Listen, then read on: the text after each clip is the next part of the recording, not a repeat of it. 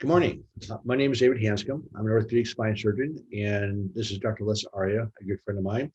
And I do a lot of chronic pain work, and Dr. Aria does even more chronic pain work. He's a pain psychologist. Morning, Les. Good morning, everyone. Good morning, David. And every morning, weekday morning from 7 to 7:10, we are doing a Facebook Live, just simply chatting about life in general. And there's an endless number of aspects of chronic pain, but the title of this morning's talk is Breath State Determines Mental State. And Dr. Aria is going to give us a little lecture. Yeah, just something very simple. As I'm speaking to you right now about your breath rate, just notice your breath. And we now have studies that show, David and the audience here is, we now know that your breath rate determines your mental state. So when you're angry, depressed, anxious, or in a pain flare-up, panic attacks, if you pay attention to your breath rate, it actually sort of is a vicious cycle. And so what we want to know is why are we breathing so fast? Going back to yesterday's comments and messages is that when your brain, your nervous system, your brain and body determines threat, like whether it's outside of your consciousness or you start to spin about something, it activates the survival systems in our brain. So in simplicity, when we feel not safe, your breath rate will change. So a thought can influence it, something outside of you or what you're interacting with. Long story short of this is now we have studies that show, look, when you're breathing fast, you're going to feel this emotion even more.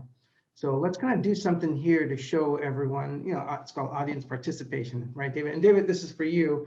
And you being a surgeon, you've practiced surgery for 3 decades and some change. I mean, I'm sure, because we were having technical difficulties this morning, and I was teasing David because I was watching his breath rate, and he was going about his business. But what I was telling David, and now to you guys, is that we sometimes, when we get caught up in our thoughts and emotions and pain, everything goes out the door, but we fall back to our skills that we have. So I was watching David and his breath was moving pretty fast. And at some point I saw it sort of shift. So his old skills stepped back in as a surgeon. David, just real briefly before we do a practice. You're a surgeon, so do you want to? We're now streaming live on Facebook. There you go. So we'll keep going at this point. It's interesting. So this, for those of you that just popped on Facebook, Dr. Aria and I've been keeping each other company since 5 minutes to 7. We are committed to do this at 7 o'clock every morning. I'm not sure why Facebook was so rude to us this morning, but it wasn't very nice. So we'll just start over again, Les. We'll just happen. So I'm David Hanscom. I'm a spine surgeon, retired to do chronic pain work. Dr. Aria is the pain psychologist at Kaiser, formerly head of the pain department, and has just really taught me a tremendous amount about the autonomic nervous system and breath work and how it influences it. So Les, you want to reintroduce our talk? I think this is the 4th round. We'll get it right this time. That's all right. It's becoming practice makes permanence in the brain. So Dave and I, we've done this recording and finally we're live again. So we apologize for the technical difficulties and delays. Anyhow, the point that we want to get across today is this. Here's your big message today. Did you know that your breath rates, how fast you breathe, actually influences your mental states? Now, that might be obvious to some, but for most of us, that we don't realize that, because when we're caught up and we over-identify with our thoughts, with the emotions that's showing up, and or your physical sensations that you're fighting with, doesn't matter whether it's anger, chronic pain, anxiety. Once we over-identify with those things we call thoughts, emotions, and physical sensations, nervous system kicks in, your brain, the primitive parts kick in, and it goes into survival mode, which means it's trying to prepare you. And so what we want everyone to know is this, is just right now, if you can just take your hands, I'm gonna save you $400, this is the freebie today, is take your hands and just place it in your belly. Now place it in your belly. Okay. And just watch your breath for a couple of 3 or 4 breaths. Notice how it's breathing. Is it fast? Is it shallow? Did you mean put it on my 6-pack? I'm not quite feeling six pack. I'm sorry, David. That was an unconscious gag reflex. Come on, David. You've got a 4-pack. Let's not overdo it. So everyone, if you place your hands on your belly, you're funny this morning, David. Place your hands on your belly and just watch your breath rate. Now, here's what I want you to do is now I want you to intentionally shift your breath rate, which will change your mental states. So let's do 5 breaths. I'm just going to pace you guys. So take a nice breath in and out through your pursed lips at your own pace. Next breath in. Just pausing for a second or two at the top and then breathing out. Nice and slow.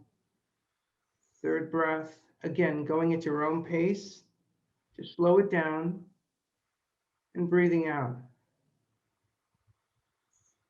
The longer the out breath, the better it is. 4th. Pausing at the top of your breath. And then just a gentle, slow, sinking, melting, letting go breath. And last one, almost there. And slowly sinking, releasing, letting go breath. Good. Now check your mental states now. We just intentionally stepped over the autonomic nervous system, and that's the system that regulates everything outside of awareness. Our musculoskeletal system, our neurological system, our endocrine system, all the system. So your nervous system really influences a lot of the bodily systems. And one of it does is it also influences the cardiac. It influences your neurological, which is where the mental states come from. So just simply throughout the day, when you take small breaks, David, and the audience, is actually, it helps you getting into that mental breakdown. So Can I rephrase this a little bit, just from my understanding? Is yeah. Okay? So you're startled and you're anxious and you're upset.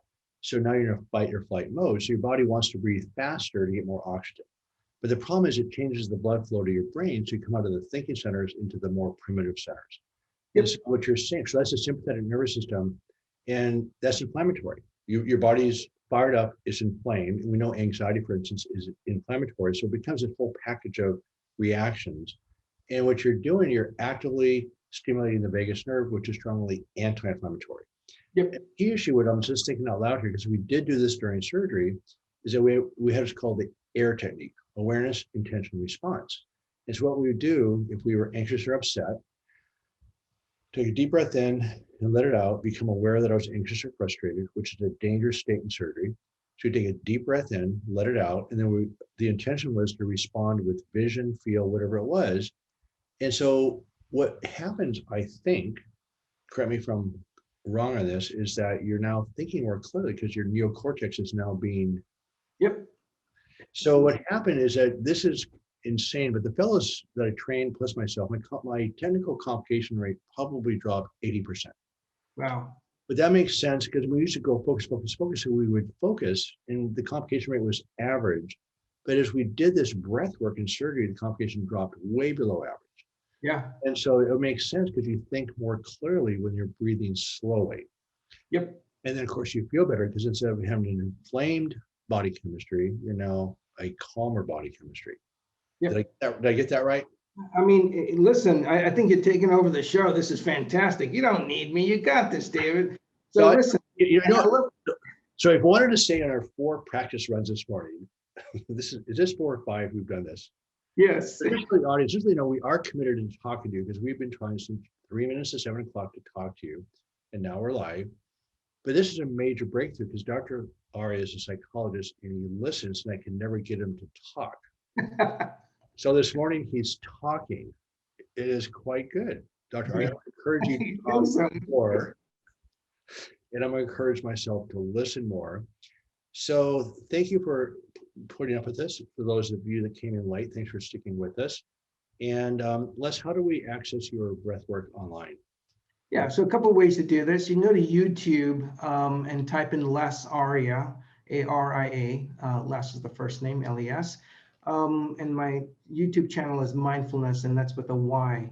And another way to access me, I'm one of the co-founders of Remedy Pain. So look up remedypain.co, and you'll be able to take a look and see what else I do. And then my latest rendition of my process is called the DOC Journey, which you can find at thedocjourney.com.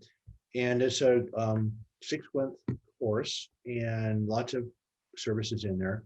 And Dr. Aria is a part of this course. And again, the breath work for me and my clients and patients has been a wonderful addition to what we've been doing. So anyway, Les, thank you very much. And I will see you tomorrow morning at 7 o'clock. Thank you, everyone. See you All right. tomorrow. Have a great day. Yeah, you too.